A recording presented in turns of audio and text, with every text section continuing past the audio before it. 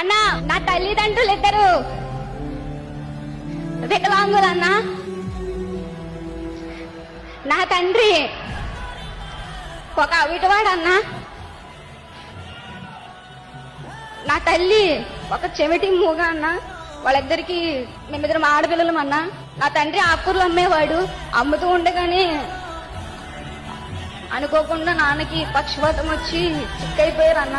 అయినా సరే అమ్మకి నాన్నకు పెన్షన్ ఇస్తూ నేనున్నాను, నేను విన్నాను అంటూ వచ్చి నా కుటుంబాన్ని ఆదరించావన్నా. అందుకే నీకు శిరస్సు వంచి మళ్ళీ నమస్కరిస్తున్నానన్నా. అన్నా మీరు చేసిన మంచి మిమ్మల్ని కాపాడుతుందన్నా. సంక్షేమ పథకాలు అందుకున్న పేద కుటుంబాలందరి దీవెనలు మీకు రక్షగా ఉంటాయన్నా.